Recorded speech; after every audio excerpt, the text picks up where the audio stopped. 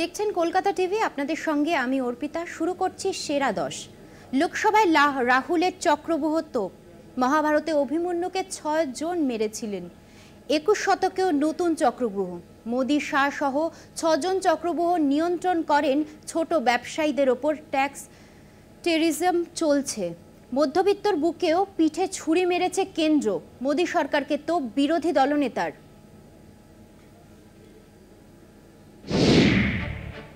মহাভারতের যুদ্ধে চক্রব্যূহের ভিতরে ঢুকে আর বেরোতে পারেনি অভিমন্যু। কুরুপক্ষে 6 জন মিলে অভিমন্যুকে হত্যা করে, যার মধ্যে ছিলেন দ্রোণাচার্য, কর্ণ, শকুনি, কৃতবর্মা, কৃপাচার্য ও অশ্বত্থামা। এবার সংসদে বিরোধী দলনেতা রাহুল গান্ধীর মুখে চক্রব্যূহ 2024। 21वीं सदी में सर एक नया चक्रव्यूह तैयार हुआ है। स्पीकर सर, वो भी लोटस की शेप में है सर, और उसका चिन्ह प्रधानमंत्री जी अपनी छाती पर लगा के चलते हैं। তৃতীয়বার ক্ষমতায় মোদী সরকারের বাজেট কেমন হয়েছে তা নিয়েই সংসদে তার মতামত জানান রাহুল। বলেন, অভিমন্যুকে যেমন 6 জন মিলে ঘিরে হত্যা করেন, দেশের সাধারণ মানুষও তেমনই 6 জনের হাতের শিকার। এই বক্তব্যের পরে সংসদে তুমুল হই হট্টগোল। বাজেটের সমালোচনায় কি হাতিয়ার বিরোধী দলনেতার? আটকে মাঝারি ব্যবসায়ী, অগ্নিবীর, কৃষক, পড়ুয়া, বেকাররা। सेना के जवानों को आपने अग्निवीर के चक्रव्यूह में फंसाया। सही बात। इस बजट में अग्निवीरों के पेंशन के लिए 1 रुपया नहीं है। अब इस बजट में आपने उसी मिडिल क्लास के एक छुरा पीठ में मारा, दूसरा छुरा छाती में, एक इधर मारा और एक इधर मारा। इंडेक्सेशन जो आपने कैंसिल की वो पीठ में छुरा था, और जो कैपिटल गेन्स टैक्स आपने बढ़ाया वो छाती में छुरा। आपने long term capital gains tax को 10% से 12.5% किया, यहां छाती मारी, यहां छुरी मारी, और शॉर्ट टर्म को 15 से 20% छुरी मारी। রাহুলের সবচেয়ে বড় ঘোষণা কৃষকদের নিয়ে। ইন্ডিয়া জোটের হয়ে ফসলের ন্যূনতম সহায়ক মূল্যের আইনি গ্যারান্টি দেন রাহুল। जो सरकार से सिर्फ एक चीज मांग रहा है, लीगल गारंटीड एमएसपी। हमें लगता था कि ये कोई बड़ा काम नहीं है सर, ये इतना बड़ा काम नहीं है। हमें लगता था कि अगर सरकार बजट में इसका प्रोविजन कर देती, अगर बजट में इसका प्रोविजन कर देती, तो जो हमारे किसान हैं जो चक्रव्यूह में, आपके चक्रव्यूह में फंसे हैं, वो निकल पाते। ये हमारी थिंकिंग थी, मगर आपने नहीं किया। तो मैं यहां इंडिया गठबंधन के तरफ से गारंटी देता हूं कि हम ये काम करके दिखा देंगे। এদিন কেন্দ্রের বাজেটকে কটাক্ষ করে রাহুল বলেন, 20 জন মিলে হালুয়া বাজেট বানিয়েছেন, যাদের মধ্যে একজন দলিত বা একজন আদিবাসীও নেই। কলকাতা টিভি। পশ্চিমবঙ্গের সঙ্গে কথা না বলে তিস্তা চুক্তি হয়েছে। বাংলাদেশের সঙ্গে তিস্তা চুক্তি নিয়ে কথা বলেছে কেন্দ্র। তিস্তা চুক্তি একতরফাভাবে হলে উত্তরবঙ্গে চাষ মার খাবে। বিধানসভার অধিবেশনে তোপ মমতা বন্দ্যোপাধ্যায়ের।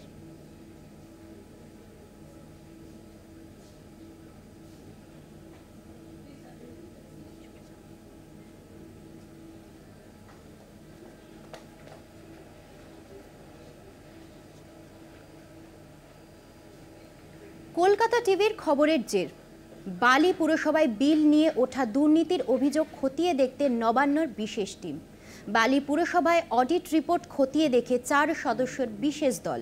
বালি পুরসভায় SDO Amrita Roy Barman.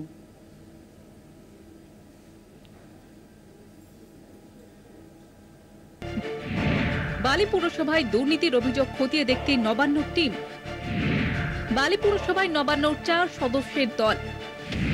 Audit report খতিয়ে দেখে রিপোর্ট দেবে দল। যিনি দায়িত্বে আছেন তিনি কি করছেন? আমি যদি জাস্ট বলি, বালি মিউনিসিপ্যালিটি শ্রীমতী অমৃতা রায় বর্মন, এসডিও হাওড়া, তিনি কি করছেন? Why she is not taking care? ইচ্ছা মতো টেন্ডার করছেন নিজেরা, তার থেকে কতটা খাচ্ছেন আমি জানি না। কেউ খাচ্ছেন, কেউ খাচ্ছেন না, নিশ্চয়ই দিয়ে টিয়ে খাচ্ছেন। গ্যাং আপ হয়ে গেছে একটা। বালি পুরসভায় দুর্নীতি নিয়ে নবান্নর অ্যাকশন। দুর্নীতির অভিযোগ খতিয়ে দেখতে নবান্নর বিশেষ দল পৌঁছয় বালি পুরসভায়। অডিট রিপোর্ট দেখে রিপোর্ট দেবে নবান্নে।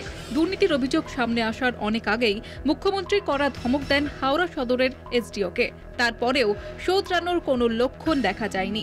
এসডিও অমৃতা রায় বর্মনের বিরুদ্ধে দুর্নীতির অভিযোগ করেন খোদ বালি পুরসভার অর্থ বিভাগের আধিকারিক কল্যাণ প্রামাণিক। হিসাব বহির্ভূত বিলে সই করানোর বিস্ফোরক অভিযোগ ওঠে অমৃতার বিরুদ্ধে। অভিযোগ অস্বীকার করেন এসডিও। ঘটনায় শোকজের পর এফওকে বদলি করা হয় দক্ষিণ দিনাজপুরে। তো যাই হোক, আমি যেরকম লড়ছি এই লড়াই আমি চালিয়ে যাব। সার্ভিস জীবনে যতদিন আমি সার্ভিস করব, অন্যায়ের প্রতিবাদ করেছি, করাপশনের এগেনস্টে আমি কথা বলেছি, এবং ও যতই ধমকি ধমক দিক আমি এই কাজ আমার যথারীতি সমানভাবেই আমি চালিয়ে। এর মধ্যেই অমৃতা রায়ের একটি হুমকি ভিডিও ভাইরাল হয়। ভিডিওয় শোনা যায় অর্থ বিভাগের আধিকারিককে প্রাণে মারার হুমকি দিচ্ছেন এসডিও। ভিডিওর সত্যতা যাচাই করেনি কলকাতা টিভি। এই ভিডিও সম্পর্কে মুখ খুলতে চাননি অমৃতা রায়। প্রায় 6 বছর ধরে বালিতে নেই কোনো পুরবোর্ড, কার্যত খুঁড়িয়ে চলছে নাগরিক পরিষেবা। স্থানীয়দের প্রশ্ন, হাওড়া বালির পুরভোট কবে? এর মধ্যেই বালি পুরসভার আর্থিক দুর্নীতির অভিযোগ। মুখ্যমন্ত্রীও প্রশাসনিক বৈঠক থেকে অত্যন্ত কড়া ভাষায় সতর্ক করে দেন হাওড়া বালির জনপ্রতিনিধিদের। এখন দেখার বালি পুরসভার দুর্নীতির জল কত দূর গড়ায়। হাওড়া থেকে জগন্নাথ সামন্ত রিপোর্ট, কলকাতা টিভি। পরিচালকদের পাশে প্রযোজকরা। সকাল থেকে ফাঁকা টালিগঞ্জে স্টুডিও পাড়া, এবং সেটা অনির্দিষ্টকালের জন্য কর্মবিরতির ডাক পরিচালকদের। রাহুলকে পরিচালক বলে না মানলে অসহযোগিতার হুঁশিয়ারি। সিনেমা, ধারাবাহিক, সিরিজ সমস্ত শুটিংয়ের কাজ আজ থেকে বন্ধ। ইন্ডাস্ট্রির একচ্ছত্র নিয়ামক সংস্থা হতে পারে না ফেডারেশন। ফেডারেশনের সিদ্ধান্তের প্রতিবাদে বিবৃতি পরিচালকদের।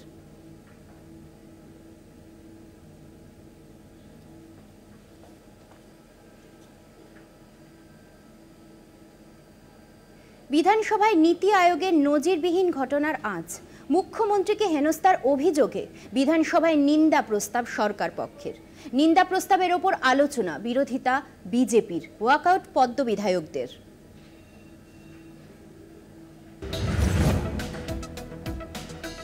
বারবার বেল বাজাচ্ছে। আমার আগে চন্দ্রবাবু নাইডু বলেছে 20 মিনিট, আর আমারটা যেই 5 মিনিটে পড়তে যাবে সঙ্গে সঙ্গে বেল টিপে টিপে টিপে টিপে স্টপ স্টপ স্টপ।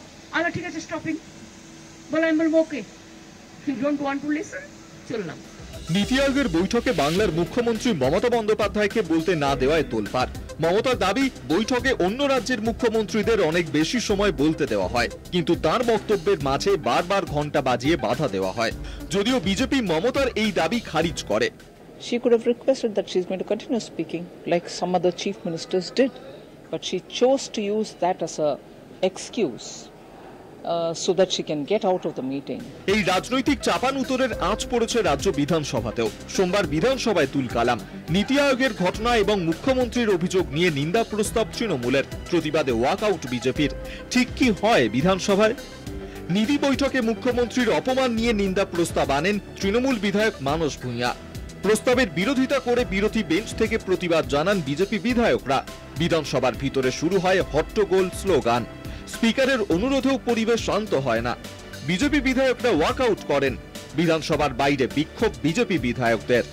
আমাদের রাজ্যের মুখ্যমন্ত্রী অসত্য ভাষণে পটু নাটকীয়ভাবে উপস্থাপনা করে রাজ্যের মানুষের মাথা হেট করে দিয়েছেন। অনেক বিরোধী রাজনৈতিক দলই মমতা বন্দ্যোপাধ্যায়ের পাশে এসে দাঁড়িয়েছে।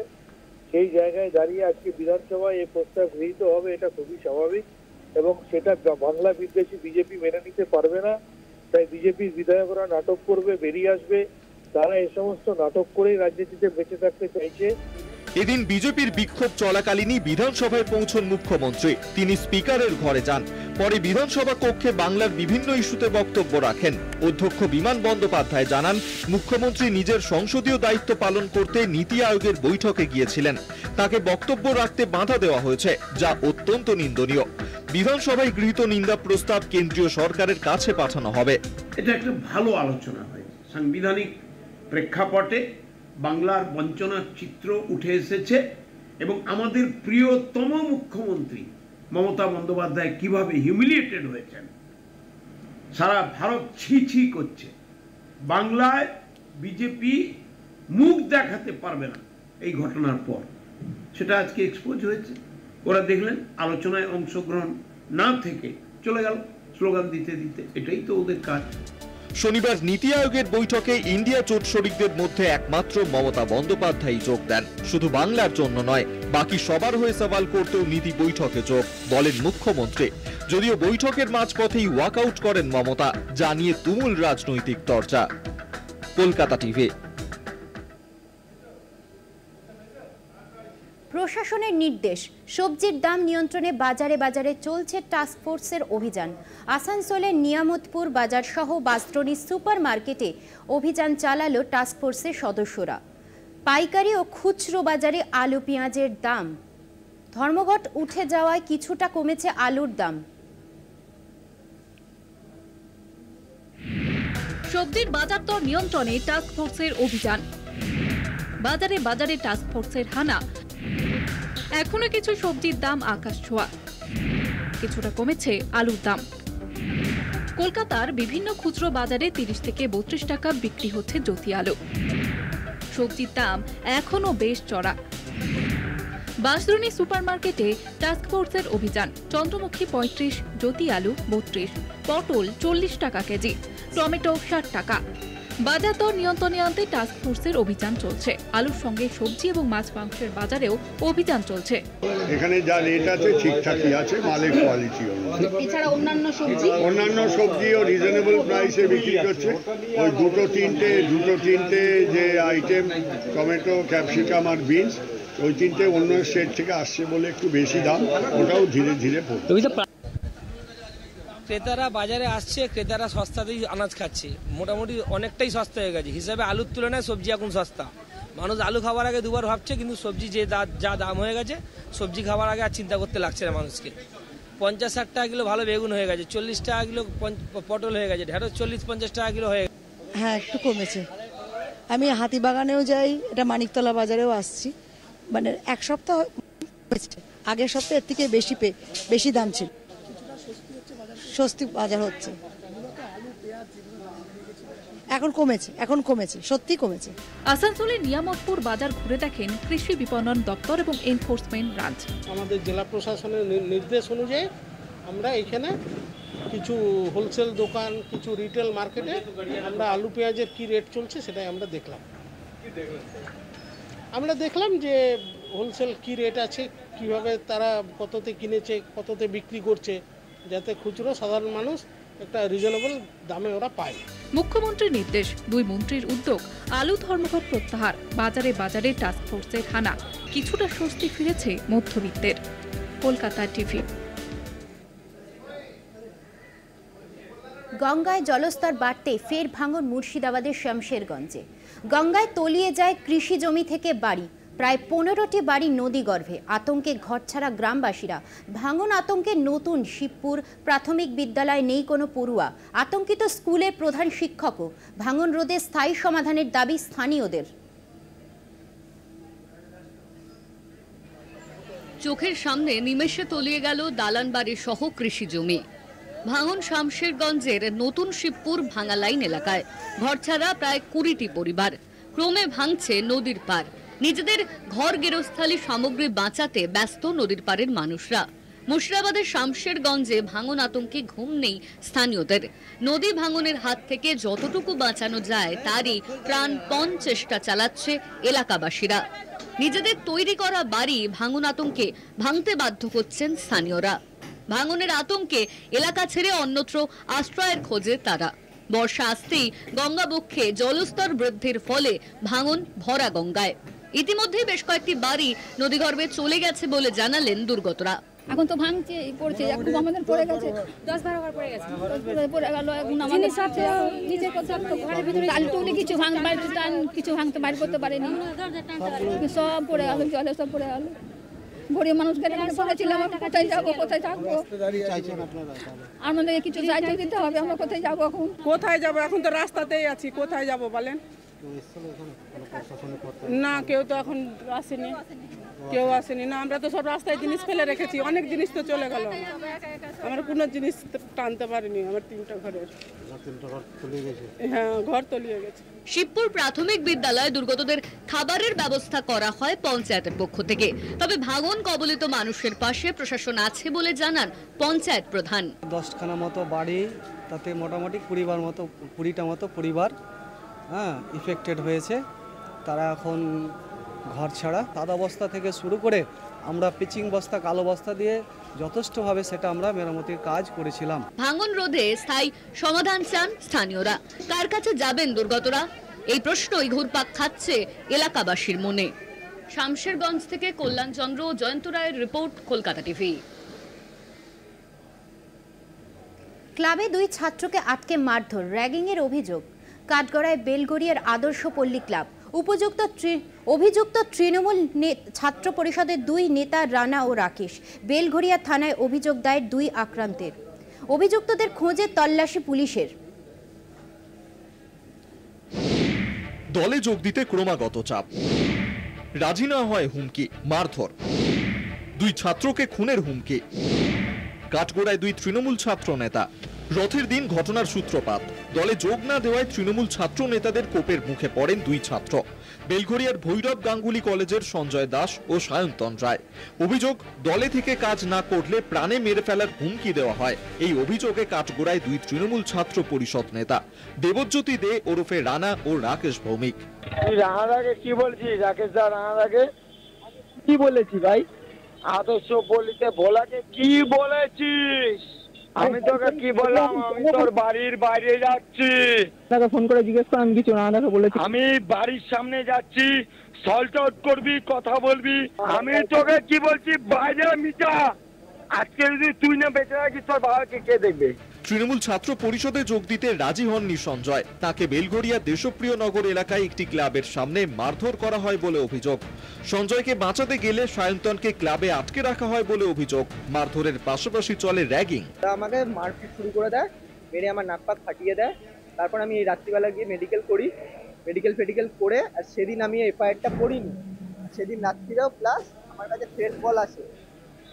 আমার রাত্রিতে থ্রেট করে বলা হয় যে কালকে তোর বাবা হয়তো তোকে দেখতে পারবে না, এরকম ভাবে আমাকে থ্রেট করা হয়। ক্লাবে বসে মদ খাইছিল, ক্লাবে আটকে রেখেছিল, অফিসিক দিয়ে মেরেছিল।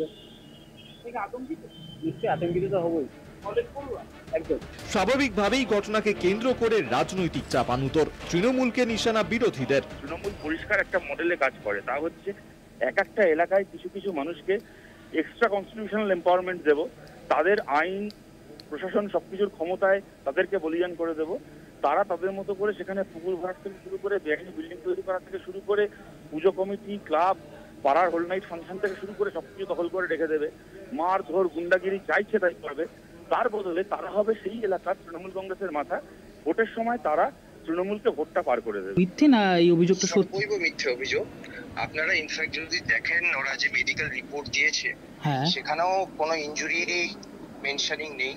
যে ভিডিওটা সকাল থেকে কোনো সংবাদ চ্যানেলে আর কি ভাইরাল হয়েছে, সেই ভিডিওটা দেখলে যে কোনো সাধারণ মানুষও বুঝতে পারবে যে ওখানে কোনো মারপিট তো দূর, ধাক্কা ধাক্কি তো দূর, গায়ে টাচ পর্যন্ত হয়নি। ওখানে যে ছেলেটি দাঁড়িয়ে রয়েছে তার জামা ছেঁড়া নেই। পরবর্তীকালে থানায় যখন সে আসছে তার জামা ছেঁড়া, তার মানে পুরোটাই হচ্ছে ফোর্জড এবং তৈরি করা একটা অভিযোগ। গোটা ঘটনায় আতঙ্কিত আক্রান্ত ছাত্ররা। ইতিমধ্যেই বেলঘড়িয়া থানায় অভিযোগ দায়ের করা হয়েছে। ঘটনার পর থেকে পলাতক অভিযুক্ত 2 ছাত্র নেতা। গোটা ঘটনার তদন্ত শুরু করেছে বেলঘড়িয়া থানার পুলিশ। বেলঘড়িয়া থেকে জয়ন্ত মজুমদারের রিপোর্ট, কলকাতা টিভি। দাবি আদায়ে আমরা অবিচল থাকব। নতুন করে বাংলাদেশে বিক্ষোভের ডাক কোটা বিরোধী ছাত্র আন্দোলনকারীদের। ধৃত পড়ুয়াদের মুক্তি না দেওয়া পর্যন্ত আন্দোলন জারি রাখার হুঁশিয়ারি পড়ুয়াদের। বাংলাদেশ জুড়ে আঁটোসাঁটো নিরাপত্তা। ধীরে ধীরে স্বাভাবিক হচ্ছে বাংলাদেশ। দীর্ঘ প্রায় 11 দিন পর চালু ইন্টারনেট পরিষেবাও, আর এর মধ্যেই ফের অশান্তির আশঙ্কা। দাবি আদায় না পর্যন্ত আন্দোলন চলবে বলে নতুন করে হুঁশিয়ারি পড়ুয়াদের। বাংলাদেশের রাজধানী ঢাকা সহ দেশের সর্বত্র এই বিক্ষোভের ডাক দেওয়া হয়েছে। তবে আন্দোলন যাতে হিংসাত্মক আকার না নেয় তার জন্য বাংলাদেশ জুড়ে নিরাপত্তা জোরদার করা হয়েছে। ঢাকার বিএনএস সেন্টার উত্তরায় সকাল 11টা থেকে শুরু হয়েছে আন্দোলন। Milestone college, Uttara college, trust college, east West university, BRAC university সহ একাধিক বিশ্ববিদ্যালয়ের পড়ুয়ারা এই আন্দোলনে অংশ নেন।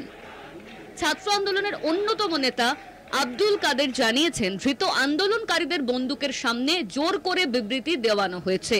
তিনি আরো জানান, যে দাবি আদায়ে অবিচল থাকবো আমরা, তবে সরকার একের পর এক পড়ুয়াকে গ্রেপ্তার করছে আর তা নতুন করে অচলাবস্থা তৈরি করছে বলে দাবি তাদের। আর এই ঘটনার প্রতিবাদেই বিক্ষোভ কর্মসূচি এবং প্রতিবাদ সমাবেশের ডাক দেওয়ার কথা বলা হয়েছে। রাজধানী ঢাকা সহ গোটা দেশ জুড়ে নিরাপত্তা আরো আঁটো-সাঁটো করা হয়। সমস্ত জায়গায় বিশাল সংখ্যায় পুলিশ নিরাপত্তা দেওয়া হয়েছে সকাল থেকে। প্রসঙ্গত, কোটা সংস্কারের দাবিতে উত্তাল হয়ে ওঠে বাংলাদেশ। রাস্তায় নেমে বিক্ষোভ দেখাতে শুরু করে শত শত ছাত্রছাত্রী, যদিও তা পরে হিংসাত্মক আকার নেয়। ঢাকা সহ দেশের প্রত্যেক জায়গায় প্রতিবাদের আগুন জ্বলে ওঠে। পরিস্থিতি সামাল দিতে একেবারে হিমশিম খেতে হয় হাসিনা সরকারকে। সংবাদ সংস্থার সূত্রে খবর, বাংলাদেশে অশান্তি শুরুর পর থেকে অন্তত ৯,০০০ জনকে গ্রেপ্তার করা হয়েছে। গত সপ্তাহের তুলনায় কারফিউ কিছুটা শিথিল করা হয়েছে। 11 দিন পর বাংলাদেশের মোবাইল ইন্টারনেট নেটওয়ার্কও চালু করা হলো। রবিবার প্রধানমন্ত্রী শেখ হাসিনার পদত্যাগের দাবিতে ঢাকায় একটি ছোট পথসভা অনুষ্ঠিত হলেও পুলিশ তা দ্রুত ছত্রভঙ্গ করে দেয়। প্রসঙ্গত, 2018 সালে এই কোটা বাতিলের দাবিতে উত্তপ্ত হয়ে উঠেছিল বাংলাদেশের রাজনীতি। দফায় দফায় সংঘর্ষ হয়েছিল রাজশাহী বিশ্ববিদ্যালয়ে। আজ এসেছিল ঢাকায়, যার ফলে চাপে পড়ে যায় ক্ষমতাসীন আওয়ামী লীগ সরকার। কলকাতা টিভি।